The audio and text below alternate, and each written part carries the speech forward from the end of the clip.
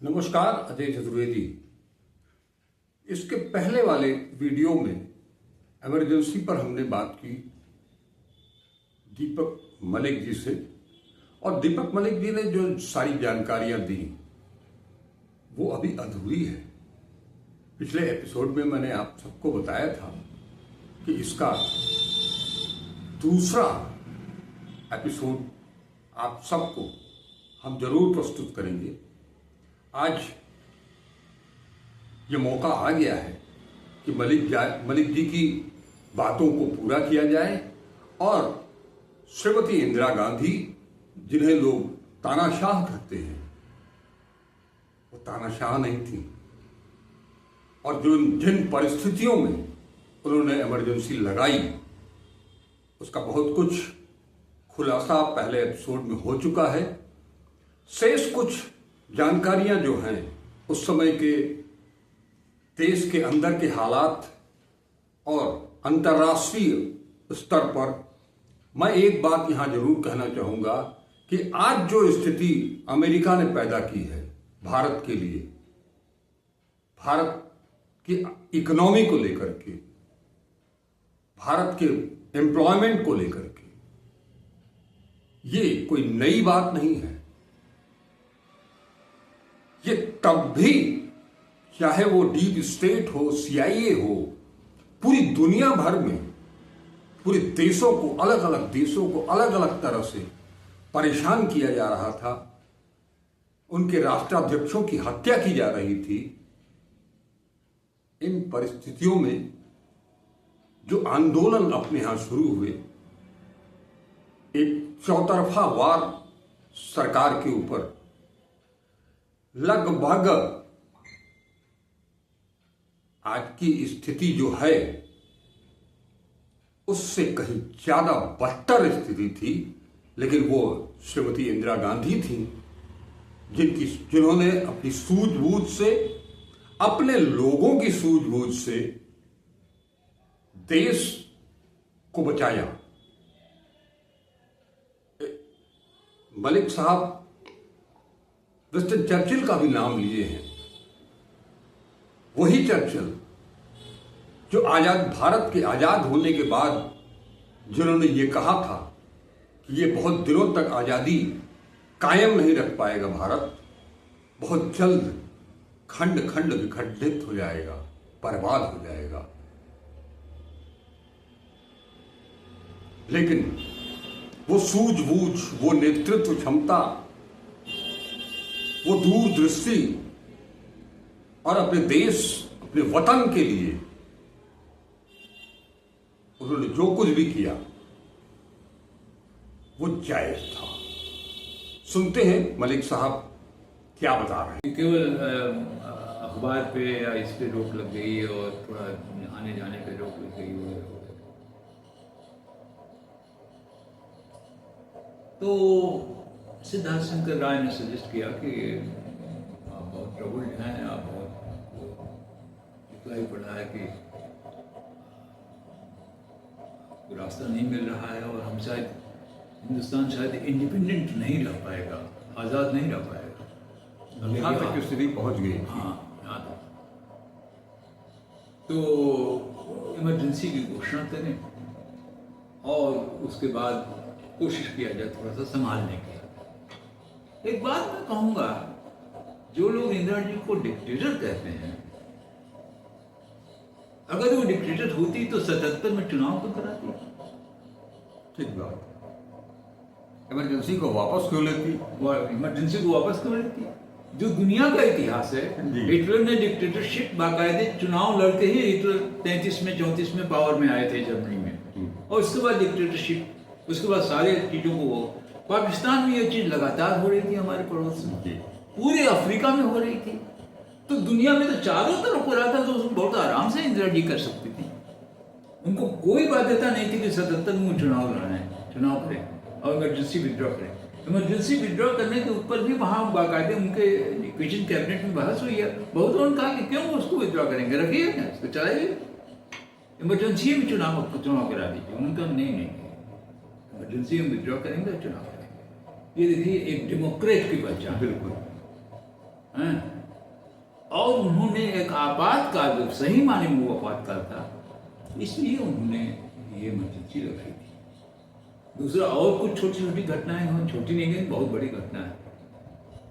जयप्रकाश जी के प्रति हमारी श्रद्धा अपनी जगह पे है, हम इंडियन इंस्टीट्यूट के डायरेक्टर भी रहे हैं, लेकिन जयप्रकाश जी ने उस वक्त रामलीला मैदान में दिल्ली में उन्होंने आह्वान किया सेना का जी कि आप जो कानून वाजिब नहीं मानते हैं, जो आदेश वाजिब नहीं मानते हैं, आप उसको खारिज कीजिए, आप रिवोल्ट कीजिए। जनरल मानिक शॉ उसमें स्टाफ वगैरह थे। तो अगर देखिए इसके ऊपर तो एक छोटा सा अगर कहानी हम बताते तो ज़्यादा अच्छा होगा, लोगों को अगली पीढ़ी के लिए भी फायदे का होगा। हमको एक ज़माने में बहुत लोगों से मिलना पड़ता था, और एक नेशनल कमेटी बनी थी अध्यापकों की, यूनिवर्सिटी अध्यापकों की, उसके तरफ से बातचीत करने दिल्ली भी आना पड़ता था। तो चौधरी चरण सिंह कुछ दिन के लिए प्राइम मिनिस्टर बने थे, करीब 10 महीने के लिए, 10-11 महीने के लिए। तो चौधरी साहब से उस समय, जिस समय ये सब बातें उठी, हमारा प्रस्ताव हुआ, तो ये हुआ कि साहब हम मिलें और चौधरी साहब से रिक्वेस्ट करें। उसमें अध्यापकों के प्रमोशन के बारे में, यूनिवर्सिटी के चलाने के बारे में, इन तमाम चीज़ों का एक डिमांड था हमारा। हम गए, चौधरी साहब से मिले।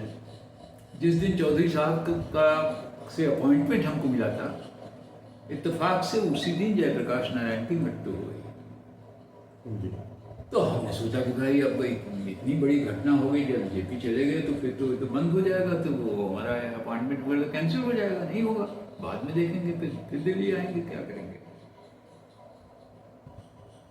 तो लेकिन मैंने सोचा कि फिर भी चलिए। हमारे साथ एक दिल्ली यूनिवर्सिटी के टीचर्स यूनियन के प्रेसिडेंट थे, नाम भी याद नहीं आ रहा है, मुस्लिम सज्जन थे, जो भी थे, लेकिन कम्युनिस्ट थे, सीपीएम के लिए। तो उन्होंने कहा कि अरे मलिक साहब एक बार फ़ोन तो कर लीजिए, देख लीजिए, एक बार फ़ोन करके बता दीजिए तो अगला कोई डेट मिल जाए हम लोग। हमने फ़ोन किया तो उनके सेक्रेटारिएट से, प्रधानमंत्री के सेक्रेटारिएट से मैसेज आया हमको कि नहीं आपका अपॉइंटमेंट है, आप लोग आइए। एग्जैक्टली शायद 11-11:30 बजे हमारा अपॉइंटमेंट था। कहा कि नहीं, आप लोगों का अपॉइंटमेंट कैंसिल नहीं हुआ, आप आइए। कहा कि भाई ठीक है चलिए। तो जहूर नाम था, जहूर सिद्दीकी शायद ऐसे ही नाम था उनका। जहूर साहब चलिए, फिर चलते हैं हम लोग। तो गए हम। चौधरी साहब, देखिए कुछ चीज़ों में चौधरी साहब बड़े सिंपल आदमी थे।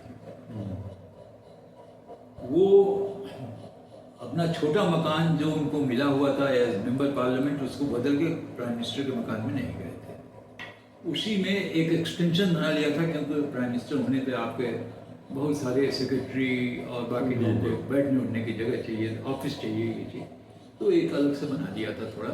लेकिन मकान उनका छोटे ही था, वही 4-5 कमरे वाला। तो जब हम गए तो वहाँ हम गुजरने लगे, वो जो उनका आदमी था सेक्रेटरी पे, कोई जो भी ऑफिस का स्टाफ था, उसने कहा चलिए ले चलते हैं आपको चौधरी साहब। तो हम ड्राइंग रूम से गुजरे, और ड्राइंग रूम उनका खचाखच भरा हुआ था। दोनों तरफ मंत्री बैठे हुए थे, केंद्रीय सरकार के, चौधरी साहब के सरकार के सेक्रेटरी बने। उसमें 2-1 लोग हमारे बच्चे थे, उन लोगों के साथ जेल लड़ चुके थे। कौशिक जी हुआ करते थे, तो कौशिक जी से नमस्कार भी हुआ। हमने कहा कौशिक जी, उन लोगों को बड़ा आश्चर्य हुआ कि ये लोग कौन है भाई, इतने इंपॉर्टेंट आदमी है जो चौधरी साहब, हम लोगों को तो बैठा रखे हैं, मंत्री हैं, और ये लोग चले जा रहे हैं मिलने, उनको स्टाफ का आदमी। एनीवे, उसी मकान में, उस लॉन के एक कोने में चौधरी साहब बैठे हुए थे। एक आम का पेड़ था, उसके नीचे एक डब्बा खोल के अपना दाढ़ी बना रहे थे। और कुर्सी भी नहीं थी, जब हम लोग पहुंचे तो 2 आदमी थे हम लोग, जहूर साहब और हम। तो उन्होंने वहाँ जो सिपाही खड़ा हुआ था तो उसको कहा, अरे भाई ये चौधरी साहब बड़ी एकदम से जिसे कहते हैं चुस्त उर्दू बोलते थे जी। हैं। कहे भाई ये लोग वो हैं, उस्ताद हैं, हैं, प्रोफेसर को उस्ताद कहा जाता जी, जी। है, उस्ताद हैं, उसमें आप लोगों के लिए ले आओ भाई, इनके लिए कुर्सी ले आओ। कुर्सी ले आए, वो जल्दी से कुर्सी ले आए, तो कुर्सी लगाई गई मुझे।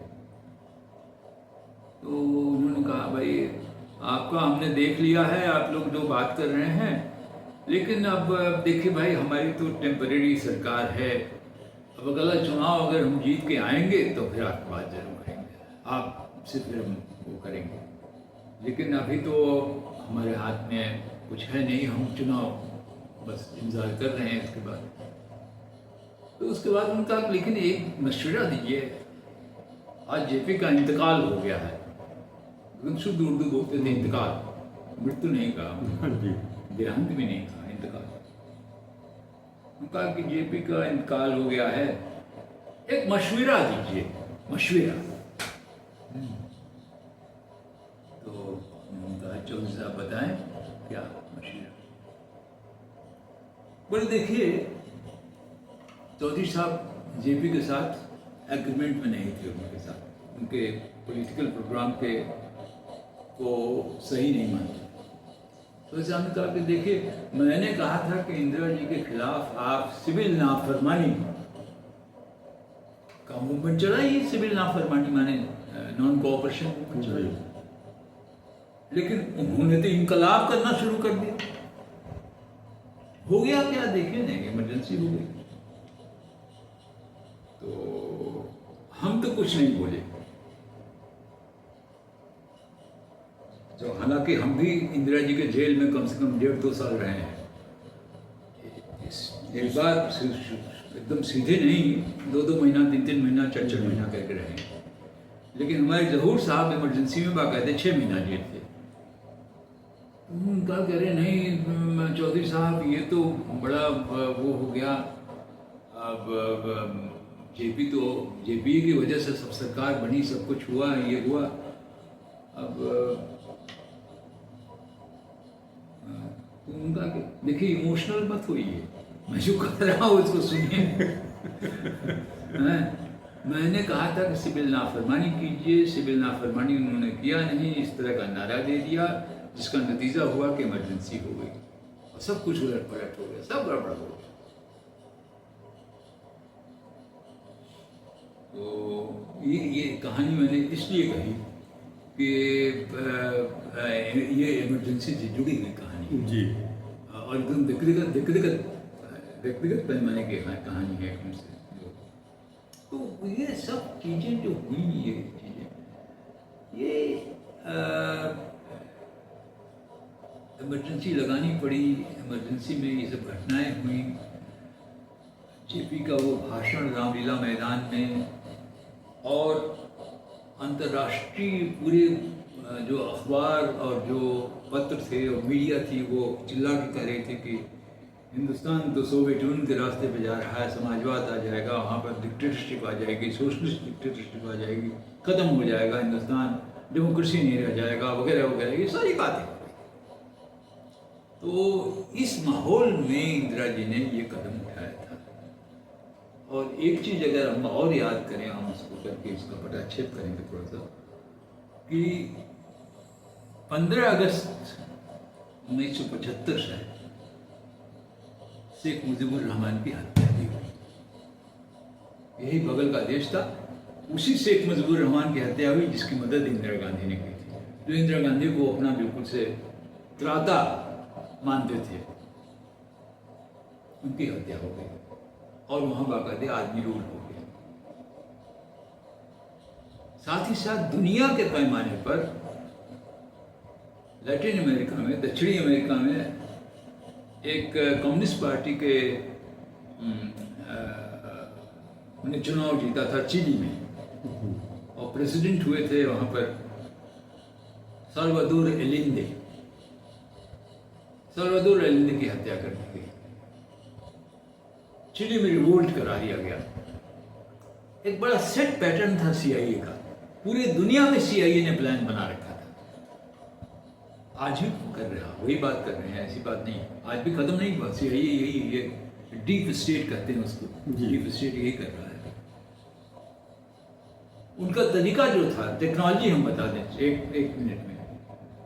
टेक्नोलॉजी ये थी कि वो जो कुछ भी, जैसे इंदिरा जी ने कदम उठाया था राजाओं का प्रीमियर्स खत्म करने का, बैंकों का नेशनलाइजेशन खत्म करने का, वगैरह वगैरह, बैंकों के राष्ट्रीयकरण किया था, राष्ट्रीयकरण का, तो मतलब पूंजीपतियों को धक्का पहुंचा था और उधर राजाओं को धक्का पहुंचा था।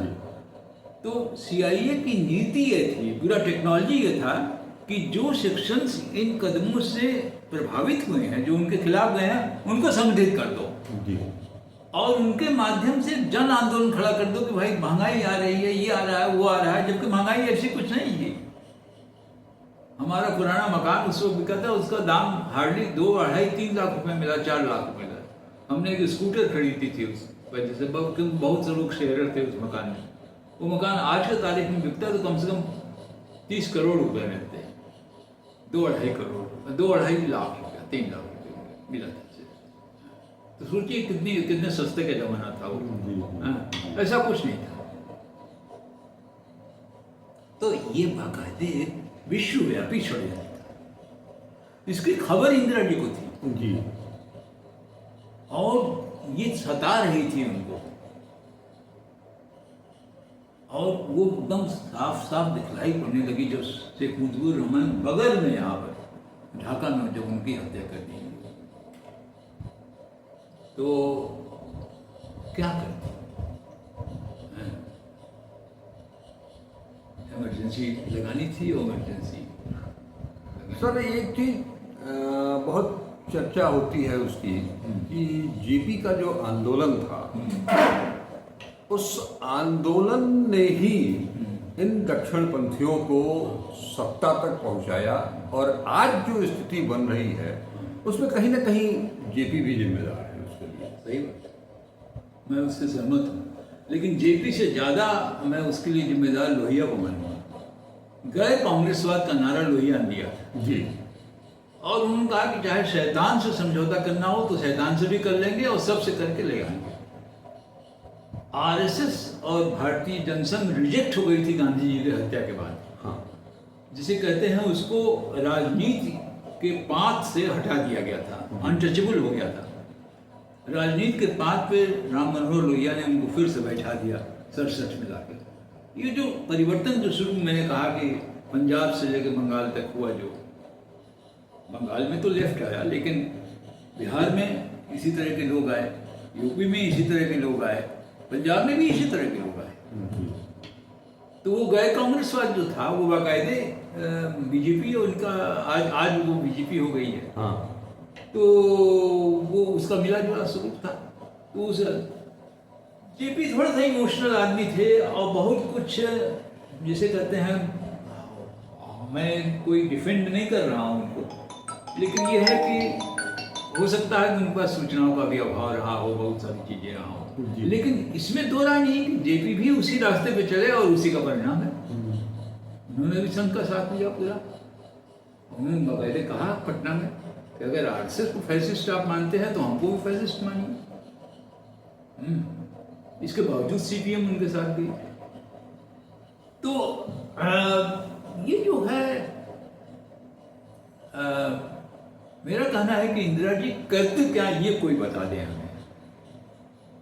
ऐसे हालत में जब हत्याएं हो रही चारों तरफ से, क्योंकि सोवियत यूनियन उस समय बहुत जंग जीवित था, मजबूत एक कॉम्पिटिंग मुल्क था अमेरिका का, उनसे पूरी सूचना मिलती थी केजीबी से जी, इंदिरा जी को की हत्या।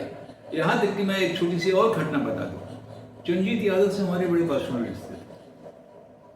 चंजीत जी स्टील के मिनिस्टर हुआ करते थे उस वक्त इंदिरा जी के कैबिनेट में, और किसी जमाने में सीपीआई से एमएलए भी होते, उसके बाद कांग्रेस में चले गए, फिर मंत्री हुए वगैरह वगैरह जो भी हो। तो वो उनको इंदिरा जी ने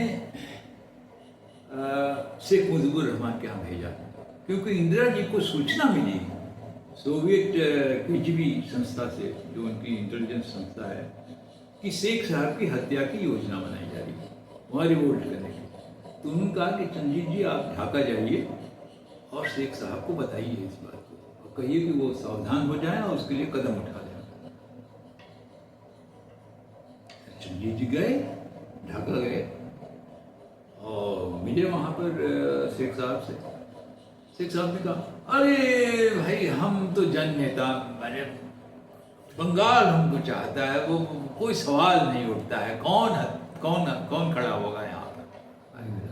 देखिए ये षड्यंत्र न समझने वाले लोगों की बात है। हाँ, शेख नहीं समझ पाए कि CIA क्या है, शेख नहीं समझ पाए कि डीप स्टेट क्या होता है, शेख नहीं समझ पाए कि दुनिया में किस तरह से राजनीति चलती है। और हत्या हो गई। तो ये सारी घटनाएं हो रही थी, उसके बीच में इंदिरा जी का नर्वस हो जाना, इंदिरा जी का इस घोषणा को करना। लेकिन देखिए क्या खासियत है कि जब उन्होंने इमरजेंसी की घोषणा की, उसके बाद भी उन्होंने इमरजेंसी के लिए बाकायदे 20 सूत्री एक प्रोग्राम दिया था। हाँ, और वो प्रोग्राम अगर आप देखिए तो वो दुनिया में गरीबी हटाने का सबसे बड़ा प्रोग्राम था। उसमें ये था कि मजदूरों तक का पार्टिसिपेशन होगा कारखाना चलाने में, ये participation of labour in management से लेके सब कुछ था उसमें। 20 उसको उर्दू में कहते थे 20 नुकाती प्रोग्राम। एनीवे, तो ये, और अगर आप इमरजेंसी के ज़माने के लोग तो कम बचे होंगे, ज़्यादातर लोग दुनिया छोड़ के चले गए।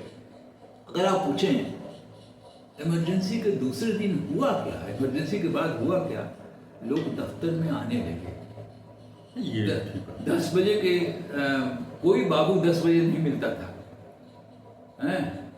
कोई काम सीधे नहीं होता था।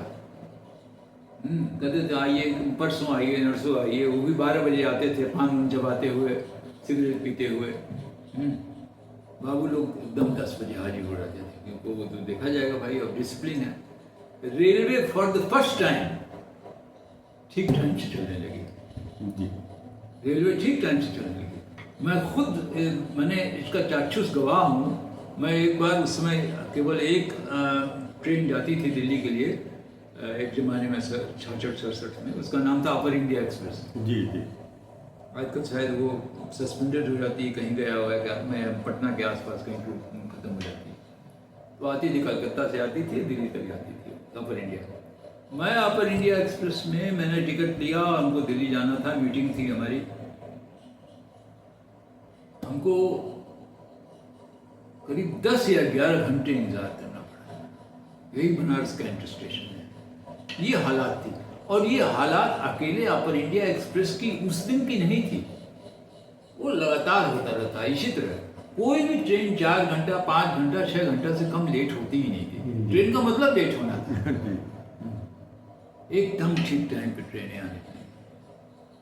तो एक तौर से अगर वहाँ उस समय का अगर आप बोल लें तो बहुत ऑर्गेनाइज हो गया था, बहुत कुछ ठीक ठाक हो गया था। नहीं, ये बात तो है कि ऑफिस में अधिकारी कर्मचारी टाइम से आने लगे थे। ट्रेनों का आपने बहुत बड़ा उदाहरण दिया। और साफ सफाई को लेकर के मैं उस समय 76 की बात बता रहा हूँ आपको कि मैं दिल्ली गया था परिवार, फैमिली के साथ, छोटा था पहली बार मैं। दिल्ली स्टेशन का ये हाल था कि 24 घंटे जैसे लगता था कि वहाँ पोछा भी लग रहा है, झाड़ू भी लग रहा है, एक तिनका कहीं नहीं दिख। तो ये देखिए, ये जो है कि करप्शन, बहुत हद तक करप्शन खत्म हुआ। बाबू लोगों के हाथ में रहता था, 12 बजे आते थे, पैसा दीजिए, नहीं देंगे, नहीं करेंगे। अब सवाल है कि आप थोड़ी सी भी शिकायत करते हैं, ऊपर का अफसर थोड़ा भी बेहतर हो तो वो तो सस्पेंड कर देगा सबको। अब अखबार में छपेगा नहीं, आंदोलन होंगे नहीं, जात पात चलेगा नहीं, कुछ नहीं चलेगा। तो भैया कुछ दिन के लिए हम घूस भी नहीं लेंगे। घूस वगैरह भी बहुत खत्म हुआ। घूस लगभग 70%, 60-70% घूस खत्म हो गया था इमरजेंसी के ज़माने में। तो ये प्लस पॉइंट भी है, इसको भी गिनना चाहिए। माइनस पॉइंट पे इमरजेंसी में जो हमको प्रेस- अनुभव होता है, प्रेस। नहीं प्रेस के अलावा भी जो संजय गांधी ने जो चीजें शुरू की, जो बुलडोजर फैमिली प्लानिंग वाला। फैमिली प्लानिंग का, उसमें भी जबरदस्ती का वो काम जबरदस्ती। शुरू किया। हर ऑफिस से, हर स्कूल से, यूनिवर्सिटी कॉलेज से ठीक। केसेस मांगने लगे बिल्कुल। इंडिविजुअली, हर बिल्कुल टीचर सही। से, आप सबसे। बिल्कुल तो सही वो बात। सारी चीजें, और जिस तरह से दिल्ली में उन्होंने जो छुड़वाया और वो प्रक्रिया यहाँ तक ले आई। हमने कई बार इस बात का उल्लेख किया है कि बनारस में आज जो स्थिति पैदा हुई है, जिस तरह का वो एक कॉरिडोर बनाया गया और उसके लिए वो पूरा कब्जा कर लिया गया, वो तोड़ फोड़ की स्ट्रेटेजी और उसका इम्प्लीमेंटेशन जो है वो संजय गांधी के कहने पर उस समय शुरू हुआ था। वो सारी प्लानिंग, इसको अपने प्रफुल्ल जयकर ने अपनी किताब में लिखा भी है, और इसकी भनक किसी तरह से लगती है इंदिरा जी को, तो वो नारायण दत्त तिवारी को फोन करके बहुत डांटती हैं और उनको इमीडिएट रात को ही बुला लेती हैं, और वहाँ एक स्टेट सीधा उसका होता है कि अभी तुरंत एट ए टाइम इसको ये सारी प्रक्रिया बंद कर दी जाए। वो मंदिर जो जैसे है उसको वैसे ही रहने दिया जाए, उस शहर को जैसा है वैसे रहने दिया जाए। नहीं तो देखिए ये चीजें हुई, और ये इंदिरा जी को जो एक ही काले ब्रश से ब्रश कर दिया जाता जी, है। जी। मैं सिर्फ उस बात को क्लियर करना चाहता हूँ, क्योंकि मैं चाक्षुष गवाह रहा हूँ उस पीरियड का, और उन तमाम चीज़ों से भी वाकिफ रहा हूँ जो उसमें हो रही थी।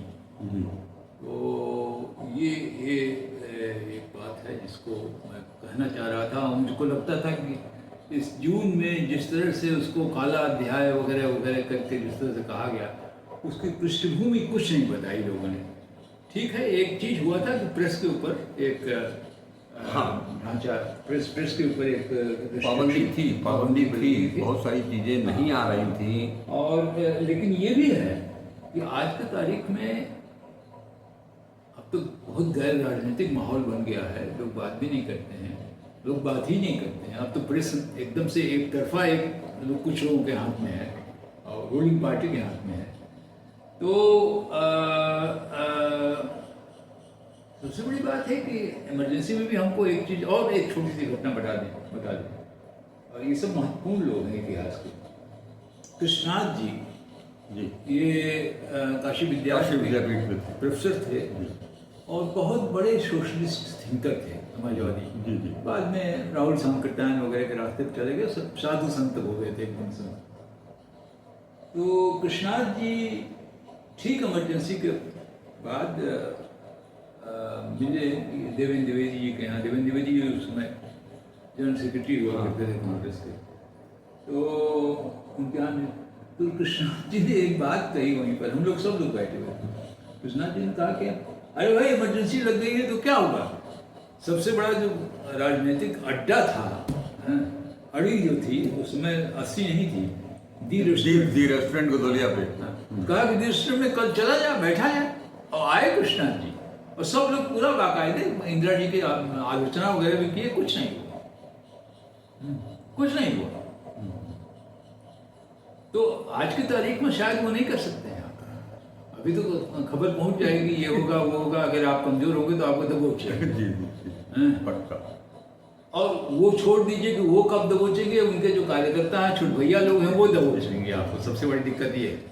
अरे ये सारे कार्यक्रम हम लोगों को शूट करते समय भी एक डर बना रहता है कि कब क्या हो जाए, क्या हो जाए। तो ये हमको लगता था कि ये चीज छूट गई थी, इसको बताना जरूरी नहीं, जरूर जो चीजें आपने बताई, आपको बताया कि इसके पहले जून में ही 25 जून के पहले प्रोफेसर MP सिंह साहब के साथ मैंने 3 स्टोरी की थी। उन्होंने ही कहा था कि 3 स्टोरी पर हम लोग उसको बांटेंगे, और बहुत मुकम्मल जानकारी उन्होंने भी दी इमरजेंसी के बाद को लेकर के। लेकिन आपने जो बताया है ये हमारे समझ से, हमारे चैनल के लिए, हमारे लिए ये दोनों वीडियो जो होगा वो संग्रहणीय वीडियो होगा, क्योंकि ये चीजें बिल्कुल समाज से साफ है। केवल एक ही पक्ष जो आपने बताया कि वो काला ब्रश, उसके अलावा और कुछ भी नहीं है। शुक्रिया सर, आपने बहुत अच्छी जानकारी दी हमारे दर्शकों को और मुझे भी। मुझे लगता है कि इस बातचीत को जो लोग भी देखेंगे सुनेंगे, उन्हें कम से कम अपने देश के इतिहास के बारे में कुछ हकीकत मालूम हो सकेगा। आज क्या कुछ कहा जा रहा है और कल क्या था। बहुत सारे लोग, दो लोगों का नाम जो आपने लिया और उसमें भी डॉक्टर राम मनोहर लोहिया को, और एक सही बात है कि गांधी जी की हत्या के बाद एक हाशिए पर चला गया था जो संगठन, चाहे वो आरएसएस हो या जनसंघ हो, उसको फिर से प्राणवायु देने का काम, पुनर्जीवित करने का काम अगर राम मनोहर लोहिया का गैर कांग्रेसवाद और उसमें आकर के जयप्रकाश नारायण जी ने जो योगदान दिया, ये उसी का परिणाम है। और आज भी जो हम भोग रहे हैं उसके लिए भी कहीं ना कहीं ये लोग, आप भी मानते होंगे कि यही जिम्मेदार है। एक छोटा सा हस्तक्षेप हम करें जी, मैंने इन बातों को कहा है, मैं खुद भुक्तभोगी रहा हूँ, इंदिरा जी के जेल में रहा हूँ, तो इसलिए ये लोग न समझे कि कोई हम पर कोई कृपा हो गई थी जी, या हम उनके दल के थे, हैं? ऐसी बात नहीं है। उनकी नीतियों का विरोध तो आप लोग भी करते थे और मुखर विरोध करते थे, सड़क पर निकल करके। वही मैं कह रहा हूँ कि उनके विरोध के बावजूद आज मैं जो महसूस कर रहा हूँ कि उसमें बहुत सारी चीजें गैप हैं, इंफॉर्मेशन गैप है। और एक बार जवाहरलाल लंदन पहुंचे और विंस्टन चर्चिल प्राइम मिनिस्टर थे, तो विंस्टन चर्चिल ने कहा कि मिस्टर नेहरू, आप हमसे हाथ मिला रहे हैं इतने गर्मजोशी से, और से आपको तो हम लोगों ने जेल में रखा था बहुत दिन। बोले नहीं, उससे कोई फर्क नहीं पड़ता है, हम लोग हम भी जेल में रहे हैं, इंदिरा जी के ही जेल में रहे हैं। हमारा जेल जाना जो हुआ इंदिरा जी के पीरियड में ही हुआ है। तो ये इसलिए मैं कह रहा हूँ कि ये एक ऑब्जेक्टिव ऑब्जर्वेशन है। बिल्कुल, ये एक तथ्यात्मक बातें हैं, ये कोई प्रचार नहीं है। जी, ठीक सर, बहुत बहुत धन्यवाद आपका। नमस्कार, अजय स्टूडियो।